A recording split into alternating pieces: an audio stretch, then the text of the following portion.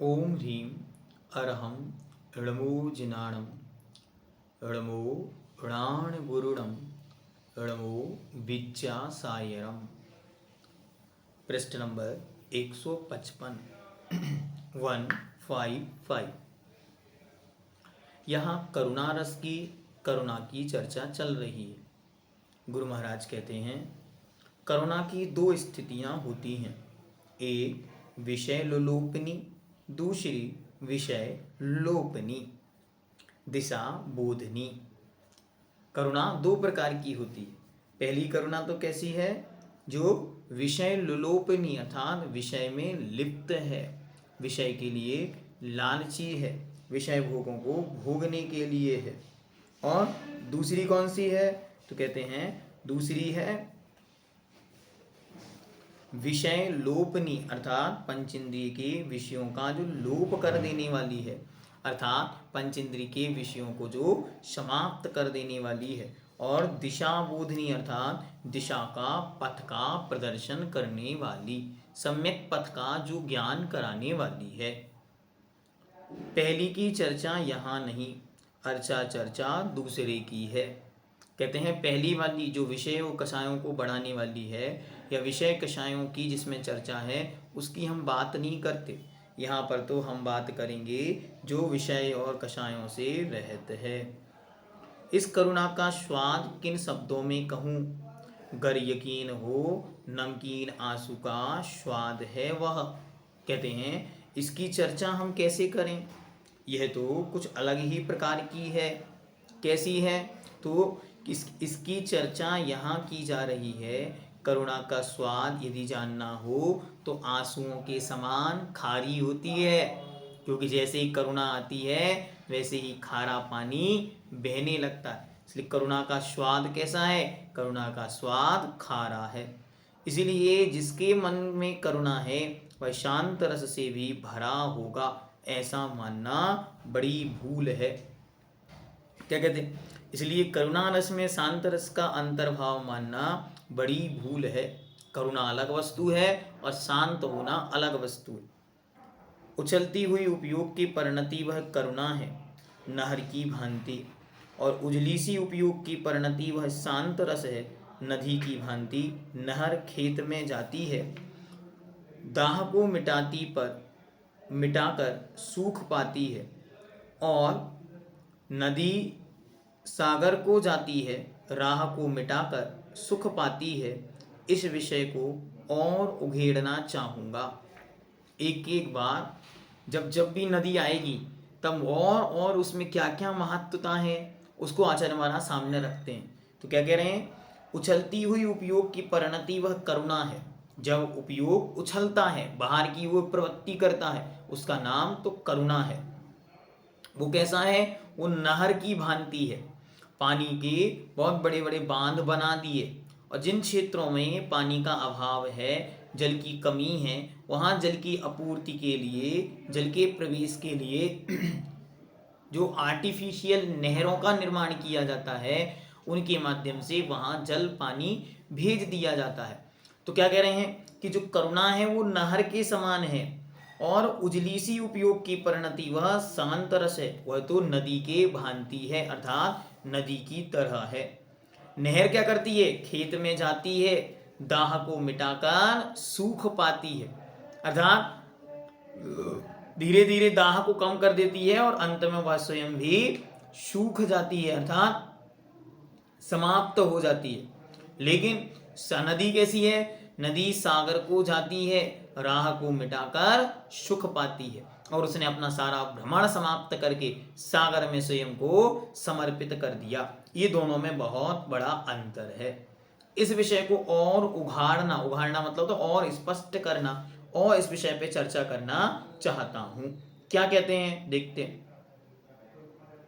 धूल में पड़ते ही जल वह दलदल में बदल जाता है, किंतु हिम की डली वो धूल में पड़ी भी वो बदलाहट संभव नहीं। ग्रहण भाव का अभाव है उसमें, और जल को अनल का योग मिलते ही उसकी शीतलता मिटती है, और वह जलता है, अंगारों को जलाता भी। परंतु हिम की डली को अनल पर रखने पर भी उसकी शीतलता मिटती नहीं और वह जलती नहीं, ना जलाती औरों को। लगभग यही स्थिति करुणा और शांत रस की। उदाहरण दे रहे हैं बर्फ का। पहले विपरीत दृष्टि से दिया था, अब कुछ और प्रकार से देते हैं। क्या कहते हैं तो सुनो। धूल में पड़ते ही जल वह दलदल में बदल जाता है। पानी की बूंदें जैसे ही मिट्टी के ऊपर पड़ती हैं, मिट्टी में जाती हैं तो कीचड़ बन जाती हैं। किंतु हिम की अर्थात बर्फ की डली, बर्फ का टुकड़ा धूली में भी पड़ा हो, बदलाहट संभव नहीं, लेकिन वह अपना स्वरूप नहीं बदलता। ग्रहण भाव का अभाव है उसमें। वह बर्फ उस धूल को अपने में ग्रहण नहीं करता। और अनल, जल को अनल का योग मिलते ही, अनल मतलब होती है अग्नि, तो पानी को अग्नि का योग मिलते ही उसकी शीतलता मिटती है, अर्थात उसकी शीतलता समाप्त हो जाती है और वह जलता है, औरों को भी जलाता है। और वो पानी अपने आप ही खौलने लगता है, गर्म हो जाता है, और यदि कोई उसके संपर्क में आता है तो उसे भी वह जलाने का साहस रखता है, हिम्मत रखता है। परंतु हिम की डली को अनल पर रखने पर भी उसकी शीतलता मिटती नहीं। बर्फ यदि अग्नि के ऊपर भी रखा जाए तो भी वह गर्म नहीं होता, ठंडा ही रहता। और वह जलती नहीं, न जलाती औरों को, अर्थात वह बर्फ की टुकड़ा, बर्फ की डली न जलता है न दूसरे को जलाता। लगभग यही स्थिति करुणा और शांत रस की है। करुणा तरल है, बहती है, पर से प्रभावित होती झट सी। और वह करुणा रस कैसा है? थोड़ी सी देर में ही प्रभावित हो जाता है और प्रभावित होकर बहता है बाहर की ओर। शांत रस किसी बहाव में बहता नहीं, कभी जमाना पलटने पर भी जमा रहता अपने स्थान पर। सब कुछ बाहर बदलता है, लेकिन शांत रस का योगी, शांत रस का साधक, शांति को अनुभूत करने वाला मानव, वो नहीं बदलता, झटपटाता नहीं, घबराता नहीं। अभी खड़ा था, एकदम से बारिश आ गई तो क्या होगा? आपको डर लगने लगा, यहाँ वहाँ की बातें करने लगी। लेकिन शांत रस का योगी, शांत रस का साधक शांति के साथ उस बारिश का अनुभव करता है, उसका आनंद लेता है, क्योंकि उसे पता है कि गर्मी सदा रहती नहीं, किसी की भी हो, लेकिन गर्मी सदा रहती नहीं, कभी ना कभी शांत होगी। कैसे होगी? तो एक बार कहा कि बारिश की पहली पहली बूंदों ने हमें यह बतला दिया कि गर्मी किसी की भी हो, ज्यादा समय रहती नहीं। जो सूर्य नारायण के तपने से पृथ्वी आग उगलती थी, वह भी एक क्षण में शांत रस में परिवर्तित हो जाती है। इससे यह भी ध्वनि निकलती है कि करुणा में वात्सल्य का मिश्रण संभव नहीं, और वात्सल्य को हम पोल नहीं कह सकते, न ही कपोल कल्पित। वात्सल्य नाम का जो अंग है, दूसरों के प्रति, सधर्मी के प्रति प्रेम की जो भावना है, वह क्या है? वह एक प्रकार से एक उत्तम सर्वश्रेष्ठ गुण है। लेकिन करुणा में वात्सल्य का मिश्रण संभव नहीं। वात्सल्य हो जरूरी नहीं, करुणा तो आप किसी जानवर पे भी कर देंगे, लेकिन उसके प्रति वात्सल्य का भाव आए, ये कोई जगह आवश्यकता नहीं। तो वात्सल्य को हम पोल नहीं कह सकते कि अरे वात्सल्य तो कोई खोखली वस्तु है, या वात्सल्य तो मात्र कपोल कल्पित है, मात्र किसी की कल्पना है। नहीं, ऐसा नहीं है। महासत्ता माँ के गोल गोल कपोल तल पर पुलकित होता है वह वात्सल्य। वात्सल्य क्या है? तो कहते हैं माँ, महासत्ता माँ के गोल गोल कपोल, कपोल मतलब होता है गाल, कपोल कपोल गालों पर खिलता है वात्सल्य। जिसके प्रति वात्सल्य का भाव होता है, अपने आप गाल खिल जाते हैं, तो कहते हैं वाल गालों पर खिलता है वात्सल्य। करुणा सम वात्सल्य भी द्वैत भोजी होता है, पर ममता समेत मोजी होता है। उसमें बाहरी आदान प्रदान की मुख्यता रहती है, भीतरी उपादान गौण होता है। यही कारण है उसमें अद्वैत मौन होता है। द्वैत शब्द का अर्थ होता है जहां दो वस्तुएं होती हैं, अद्वैत का अर्थ होता है जहां केवल एक वस्तु हो, उसे कहते हैं अद्वैत। तो यहाँ क्या कहते हैं? करुणा के समान ही इसमें दो की आवश्यकता होती है, इसलिए ये द्वैत होता है। कोई वात्सल्य देता है तो कोई वात्सल्य लेने वाला भी होना चाहिए। इसी कारण अद्वैत एकमात्र वहां उपस्थित नहीं रहता, अकेलेपन में इसका व्यक्तिकरण अर्थात प्रकट होना संभव नहीं है। वात्सल्य की आवश्यकता कब है? तब सामने कोई हो, अद्वैत हो अर्थात अकेलापन हो, अकेला कोई व्यक्ति हो, तो वहां वात्सल्य की कोई आवश्यकता दिखाई नहीं देती। सधर्मी सम आचार विचारों पर ही इसका प्रयोग होता है। इसकी अभिव्यक्ति मृदु मुस्कान के बिना संभव ही नहीं। वात्सल्य रस के आस्वादन में हल्की सी मधुरता फिर क्षणभंगुरता झलकती है। क्या कहते हैं? ये सधर्मी सम आचार विचारों पर ही इसका प्रयोग होता है। वात्सल्य का प्रयोग कहाँ होता है? जहाँ साधर्मी हो, दोनों का आचार विचार समान हो, अर्थात आचरण और विचारों का मेल मिलाप हो, तब जाकर वह प्रकट होता है। और मृदु मुस्कान के बिना संभव ही नहीं। और जब तक एक कोमल सी, सुंदर सी, छोटी सी मुस्कान ना हो, तब तक तो कभी भी वात्सल्य का प्रकटीकरण नहीं होता। वात्सल्य रस के आस्वादन से, आस्वादन मतलब चखने से क्या होता है? हल्की सी मधुरता फिर क्षणभंगुरता झलकती है। जैसे औस की बूंदें क्षणभंगुर हैं, पल भर में समाप्त हो जाती हैं, वैसे ही स्थिति इसकी होती। औस के कणों से न ही प्यास बुझती, न आस बुझता, बस श्वास का दिया भर। फिर तुम ही बताओ, वात्सल्य में शांत का अंतर्भाव कैसे हो? अर्थात वात्सल्य में भी शांत रस का अंतर्भाव नहीं हो सकता, क्योंकि वात्सल्य औस के कणों के समान है, जिससे न ही प्यास बुझती है और न ही इच्छा, बस जीवन ही धीरे धीरे व्यतीत होता चला जाता है। क्या उदाहरण दे रहे हैं? बुझता व श्वास का दिया वह। श्वास का दिया मतलब आयु कर्म, धीरे धीरे धीरे धीरे श्वास का दिया मात्र बुझ रहा है। फिर तुम ही बताओ, वात्सल्य में शांत रस का अंतर्भाव कैसे संभव हो सकता है? अर्थात कभी संभव नहीं। माँ की गोद में बालक हो, माँ उसे दूध पिला रही हो, बालक दूध पीता हुआ ऊपर माँ की ओर निहारता अवश्य, अधरों पर, नैनों में और कपोल युगलों पर। अब वात्सल्य के विषय में बता रहे, वात्सल्य कैसा है? तो माँ बालक को गोदी में लिए हुए है और उसे दुग्ध का पान करा रही है, और दुग्ध पान कराते समय बालक बीच में से झांक कर देखता है। कहाँ देखता है? माँ की ओर देखता है, और माँ के साथ साथ उसके हृदय में करुणा जैसे वात्सल्य भाव आ रहा है। तो क्या करता है? पहले माँ की ओर निहारता अवश्य, अधरों पर ओंठों को देखता है, नैनों में आंखों में देखता है, और कपोल युगलों पर मतलब दोनों गालों पर देखता है। क्रिया प्रतिक्रिया की परिस्थिति प्रतिफलन किस रूप में है? परीक्षण चलता रहता है। यदि करुणा या कठोरता नैनों में झलकेगी, कुछ गंभीर हो, रुदनता की ओर मुड़ेगा वह, और वो आंखों में देखते देखते आपके अंतरंग का रस पहचान लेता है। अगर उसके सामने थोड़ी सी भी बड़ी बड़ी आंखें करके कोई देख ले, तो तुरंत वो रोने लगता है। वो समझ जाता है इनका वात्सल्य नहीं, रौद्र रूप दिखाई दे रहा है। तो इतना पावरफुल होता है वो बच्चा कि आपकी आंखों को देखकर तुरंत समझ जाता है कि ये क्या गड़बड़ हो रहा है। तो आंखों को देखकर समझ जाता है कि यहाँ प्रेम है, यहाँ वात्सल्य है, या यहाँ प्रेम का अभाव है।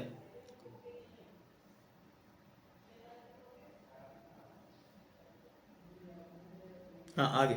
अधरों की मंद मुस्कान से यदि कपोल चंचल स्पंदित हो, तो ठसका लेगा वह। और अगर थोड़ी सी मुस्कान माँ मुस्का दे, अगर माँ के ओंठों पर उसे थोड़ी सी मुस्कान दिख जाए, तो इतने में ही वह बालक एकदम से हंस देता है, ठसका लेता है ना, ऐसे करके हंस देता है। यही एक कारण है कि प्रायः माँ दूध पिलाते समय अपनी आंचल में बालक के मुख को छुपा लेती है, यानी शांत रस का संवेदन व सानंद एकांत में ही हो, और तब एकाकी को संवेदी वह। तो माँ क्या करती है? पल्लू में उस बच्चे को छुपा लेती है, बाहर मत देखो, क्योंकि जैसे ही बाहर देखता है, तो जैसी बाहर की एक्शन होती है वैसी उसकी रिएक्शन होने लगती। थोड़ा सा भी हंसी आए माँ को तो वो हंस देता है, थोड़ा सा भी गुस्सा आए तो वो रो देता है। तो माँ के रिएक्शन से एक्शन होता है, एक्शन से उसके अंदर रिएक्शन होता है। इसलिए क्या अर्थ निकला? अर्थ यह निकला कि जो शांत रस है एकांत उसका साथी है, अर्थात शांति में ही शांत रस पलता है, एकांत में ही शांत रस पलता है। जीवन में शांति की अनुभूति अकेलेपन में होती है कि एकपन में होती है। अब अकेलापन मतलब दूसरे लोग जो साथ में रहते हैं वे आपको छोड़ छोड़ कर चले गए या आप उनसे दूर हट गए, उनके प्रति ममत्व परिणाम है अभी, तो आपको अकेलापन दिखता है। और आप उन सबके बीच रहकर भी अपने आप को जान गए तो आपको एकपन दिखाई देता है, हम सबसे हटकर अलग हैं। और उसके अंतरंग ही शांत रस की स्थापना होती है, अर्थात शांत रस का एकांत ही सच्चा साथी है। अंग और रंग से रहित, रंग और तरंग से रहित सरवर के अंतरंग में अपने रंगहीन या रंगीन अंग का संगम होना ही संगत है। शांत रस का यही संग है, यही अंग है। क्या कह रहे हैं? कैसा तालाब है? रंगहीन अर्थात रंग से रहित है, तरंगहीन मतलब तरंगों से रहित है। एकदम स्वच्छ जो तालाब है, तालाब में ही अपना रूप देखने में आ सकता है। सरोवर के अंतरंग से अपने रंगहीन या रंगीन अंग का संगम होता ही संगत है। तभी होगा, संभव ही नहीं अगर उसमें लहरों की जो व्यक्ति है अर्थात प्रकटीकरण है, लहरें उठ रही हो तो आप उसमें अपना चेहरा नहीं देख सकते। शांत रस का यही संगी है, यही अंग है। शांत रस का एक ही साथी है और एक ही अंग है, उसका नाम एकांत है। करुणारस जीवन का प्राण है, घम घम समीर धर्मी है। वात्सल्य जीवन का त्राण है, धविल नीर धर्मी है। किंतु यह द्वैत जगत की बात हुई, शांतरस जीवन का गान है, मधुरम क्षीर धर्मी है। अब तीनों की तुलना कर रहे हैं, शांत, वात्सल्य और करुणा। शांत, वात्सल्य और करुणा तीनों में क्या अंतर है? तो सबसे पहले कहते हैं करुणा रस जीवन का प्राण है, करुणा के बिना जीवन नहीं है, तो करुणा जीवन का प्राण है। कैसी है वो करुणा? घम घम शमीर धर्मी है। जैसे गरजते बजते बादल होते हैं वैसा है। कैसा है? जैसे घम घम अर्थात आवाज करते हुए, समीर धर्मी है अर्थात हवा को धारण करने वाला है। करुणारस गरजते बजते हुए बादलों के समान जीवन का प्राण है। तो वात्सल्य कैसा है? वात्सल्य जीवन का त्राण है। त्राण मतलब रक्षा करने वाला, सुरक्षा देने वाला है। तो जीवन की सुरक्षा करने वाला वात्सल्य है। वह कैसा है? धवलिम नीर धर्मी है। वह धवल श्वेत कलर के, सफेद कलर के दूध के समान है। द्वैत जगत की बात, किंतु यह द्वैत जगत की बात हुई, जहां दो हैं वहां इनकी चर्चा संभव है। शांत रस जीवन का गान है, मधुरम क्षीर धर्मी है। और ये तो मीठे दूध के समान है। कैसा है बताते? यह सब द्वैत जगत की अर्थात दो के बीच की बात है, किंतु शांत रस मधुर दूध के समान स्वभाव वाला है, जीवन को आनंदित करने वाला सुरीला संगीत है। करुणा रस वह माना है, कठिनतम पाषाण को भी मोम बना देता है। वात्सल्य का वह बाना है, जघन्यतम नादान को भी सोम बना देता है। किंतु यह लौकिक चमत्कार की बात हुई। शांत रस का क्या बताना, संयत रत धीयमान को ही ओम बना देता है। जहाँ तक शांत रस की बात है वह आत्मशांत करने की ही है। कम शब्दों में निषेध मुख से कहूँ, शव रसों का अंत होना ही शांत रस है। यू गुनगुनाता रहता संतों का भी अंतः प्रदेश वह धन्य। जहाँ सब रसों का अंत हो जाएगा वहाँ शांत रस प्रकट हो जाएगा। जहाँ सारे रस अपना कार्य करना समाप्त कर देंगे वहाँ शांत रस उत्पन्न होगा। कैसा है वो? तो कहते हैं किंतु शांत रस मधुर दुग्ध के समान स्वभाव वाला है, जीवन को आनंदित करने वाला यह सुरीला संगीत है। करुण रस वह है जो कठोर पाषाण को भी मोम जैसा मृदु बना देता है। कठिनतम पाषाण को भी मोम बना देता है। कहते हैं करुणा और दया से पाषाण हृदय भी पिघल जाते हैं। ये मात्र कहने की बातें नहीं अपितु साक्षात देखने में आता है। और वात्सल्य वह बाना है जगन्नतम नादान को भी सोम बना देता है। और क्या कह रहे हैं, वात्सल्य कैसा है, वात्सल्य वह बाना, बाना मतलब होती पोशाक, बनावट, पहनावा। तो कह रहे हैं वात्सल्य वह पोशाक या पहनावा अथवा रीति तरीका है जो नादान को अर्थात पाप से युक्त जघन्य अज्ञानी पापी जीव को, बालक को भी सोम अर्थात चंद्रमा के समान श्रेष्ठ और सौम्य बना देता है। किंतु यह लौकिक चमत्कार की बात हुई। यहां तक जो कुछ ये सब कैसा है, यह सब तो लौकिक चमत्कार है। पारलौकिक क्या है, पारलौकिक तो केवल शांत रस है। तो शांत रस का क्या बताना, संयत रत धीमान को ही ओम बना देता है। अरे जो शांत रस है वो धीमान अर्थात बुद्धिमान, कैसा, विवेकी हो, वो कैसा हो, संयत रत अर्थात संयम में लीन, संयम से युक्त बुद्धिमान को अर्थात विवेकी जीव को ओम बना देता है अर्थात पंच परमेष्टि के योग्य बना देता है, पंच परमेष्टि में मिला देता है अर्थात बुद्धिमान पुरुष को भगवान बना देता है। शांति हो, ज्ञान का बड़ा गहरा क्षयोक्षम हो और शांति हो दुर्लभतम है। इसलिए कहा किन्हीं के पास बल हो और साथ में क्षमा हो, ये अलौकिक है। ऐसे ही यहाँ पे कह रहे हैं सुनो, शांति हो कब, धीमत्ता बुद्धिमान के साथ, पढ़ा लिखा हो, समझदार हो, फिर भी शांत हो तो समझना अब कल्याण का मार्ग मिल गया। अभी क्या होने वाला है, यह अब भगवान बनने वाला है। संयत रत धीमान को ही ओम बना देता है। जहां तक शांत रस की बात है वह आत्मसात करने की ही है, बाहर में चर्चा का विषय नहीं है वो शांत रस। शांत रस तो अपने अंतरंग की परिणति है, अपने अंतरंग की वार्ता है, अपने अंतरंग को जानने की कला है। और क्या कह रहे हैं आगे, कम शब्दों में निषेध मुख से कहूं, सब रसों का अंत होना ही शांत रस है। और क्या कह रहे हैं, निषेधात्मक कुछ कहूं, दो प्रकार से कथन होते हैं, एक विधि आत्मक मतलब सही है सही है सही है हाँ है, और दूसरा निषेधात्मक मतलब ऐसा नहीं है। तो कह रहे हैं जहां सारे रसों का निषेध कर दिया जाए, रोक दिया जाए, अंत कर दिया जाए, समाप्त कर दिया जाए, उसका नाम ही शांत रस है। जहां सारे रस शांत हो जाते हैं उसका नाम ही शांत रस है। कम शब्दों में यह निषेध मुख से कहूं तो संतों का मन सदा यही गुनगुनाता है। क्या गुनगुनाता है, यूं गुनगुनाता रहा संतों का भी अंतः प्रांत वह, अंतः प्रांत, अंत क्या शब्द दिया महाराज ने, अंतःकरण तो सुना होगा आपने, लेकिन अंतः प्रांत मतलब अंतरंग मन क्या कहता है कि सभी रसों का अंत होना ही शांत रस है। जहां सारे रस शांत हो जाएं उसका नाम शांत रस है। यहाँ महाराज ने क्रमशः संपूर्ण रसों का सुंदरतम चित्रण हमारे सामने रखा।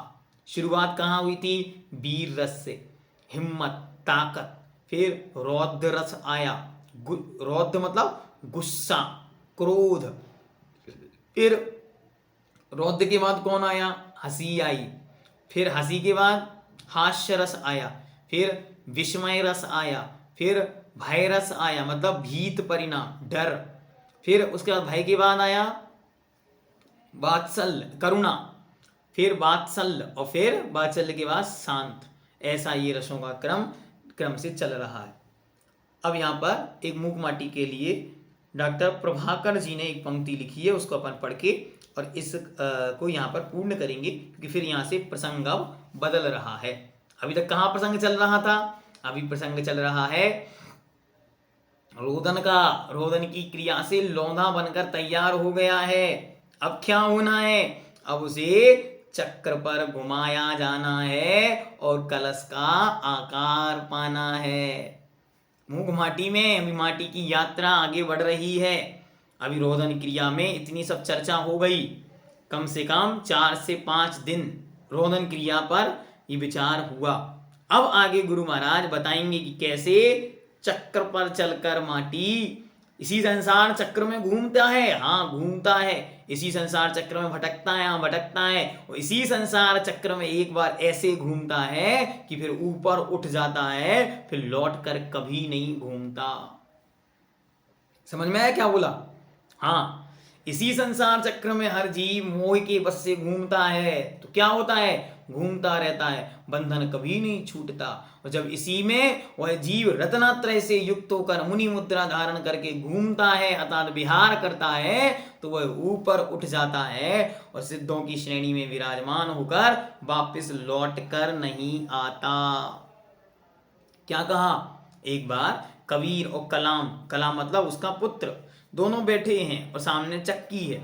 तो कबीर देखते देखते उस चक्की को रोने लगा और उसको घुमाते घुमाते कह रहा है, चक्की चलती देख कर दिया कबीरा रोए, और दुई पाटन के बीच में साबुत बचाना कोई। कहता है कि देखो, इस संसार रूपी चक्र चल रहा है और इसमें जो जो आज तक आया सब समाप्त हो गया, कुछ नहीं बचा। ऐसे ही एक दिन हम सबको चकनाचूर हो जाना है। कर्म की मार तो देखो कैसी पड़ रही है। आधिक आधिक चिंतन वो दे रहा था, इतनी में ही उसका बेटा हंस पड़ा। तो जब वो हंसा तो पिताजी गुस्सा आ गई, अरे तू मेरी बातों पे हंस रहा है, मैं इतना महान विचारक। वो कहता है, पिताजी आप क्या बातें कर रहे हो? अरे दो पाटन के बीच में सावत बचाना कोई, ऐसा क्यों कह रहे हो? अरे ये तो देखो, जो बीच में कीली लगी है और इस कीली का जिसने सहारा लिया वे दाने अभी भी सुरक्षित हैं। ऐसा क्यों? ऐसा इसलिए, चक्की तो अनादि से चल रही है संसार की, लेकिन जो धर्म की शरण में जाता है उसका कल्याण हो जाता है।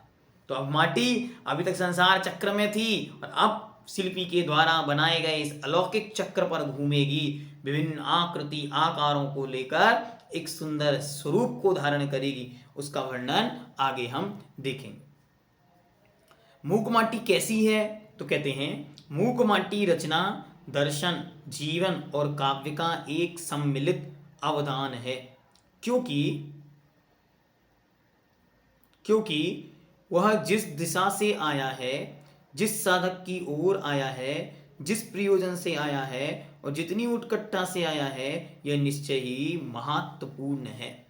मूक माटी महाकाव्य पूरा एक जीवन दर्शन है। इस जीवन को कैसी कैसी दिशाओं के माध्यम से गुजरना है, कहाँ कहाँ जाना है, इस सब पर गुरु महाराज ने खूब चिंतन किया। और कैसी है मूक माटी? तो कहते हैं, मूक माटी को काव्य शास्त्र के परंपरागत नियमों और लक्षणों के चौखट में ही देखने के आग्रही भले ही इसे महाकाव्य शब्द को देकर नाक भौं सुकोड़ते रहें, परंतु इसमें कोई शंका नहीं कि मूक माटी भव्य शान लिए अपने ढंग का और अपने अलग ठाट का महाकाव्य है। कि महाकाव्य के जो लक्षण ग्रंथों में दिए हैं, साहित्य दर्पण आदि साहित्यिक लक्षण शास्त्रों में जो महाकाव्य का लक्षण है, वो भले ही मूक माटी में मिले ना मिले। मूक माटी में जो साहित्य दर्पण आदि ग्रंथ है, साहित्यिक या लाक्षणिक शास्त्र जिनको कहते हैं, उनमें लिखा है कि सर्ग बंधो महाकाव्यो, जो सर्गों से बंध हो वो महाकाव्य है। और उसमें कौन हो? एक पुरुष हो, एक खलनायक हो, ये सारी, एक नायक हो, एक खलनायक हो, या एक उदात्त धीर पुरुष हो, इस प्रकार के कुछ लक्षण उसमें दिए। तो भले ही मूक माटी में वे लक्षण ना मिले, ठीक है। लिखने वाले लिखते हैं, प्रोफेसर माणिक लाल बोरा, ये पुणे महाराष्ट्र के हैं, उन्होंने इस विषय को दिया। उन्होंने कहा कि भले ही ये उन लक्षणों में नहीं बंधता है, लेकिन ये अपने ही तरीके का एक अलौकिक, अप्रमेय और अद्भुत काव्य है, जो महाकाव्य की संज्ञा से कहीं भी किसी भी दृष्टि से कम नहीं है, अपितु उससे निरंतर वृद्धिंगत अर्थात बढ़ता हुआ ही है। इस प्रकार ये मूक माटी महाकाव्य की अपनी महिमा है और हम सब इसकी महिमा को निरंतर सुन रहे हैं। जितना विषय आगे बढ़ता चला जा रहा है उतना आनंद बढ़ रहा है, उतने विषय और आ रहे हैं। जीवन को मानो गुरु महाराज अब एक आकार देने के लिए चक्र के ऊपर ले जा रहे हैं। हम सब संसार के चक्र में तो फंसे हैं, वहाँ गुरु का चक्र हस्त्र मिल जाए तो हमारा भी कल्याण हो जाए। तो हम निरंतर भावना भाएंगे और गुरु महाराज से यही प्रार्थना करेंगे कि जैसे माटी की रोदन प्रक्रिया में आपने क्या अद्भुत चिंतन दिया, ऐसे हम निरंतर कभी हंस रहे हैं, कभी गा रहे हैं, कभी रो रहे हैं, कभी घृणा, जुगुप्सा, कितने परिणामों से भरकर ये जीवन जीते हैं। उन सब परिणामों से शांत की ओर चलना है। वो शांत क्या है? अपने में खो जाने का नाम शांति है। अपने मय हो जाने का नाम शांति। तो क्या करना? जहां सब रसों का अंत है उसका नाम शांत है। सो शांत ही हमको होना है। ओम सिद्धम।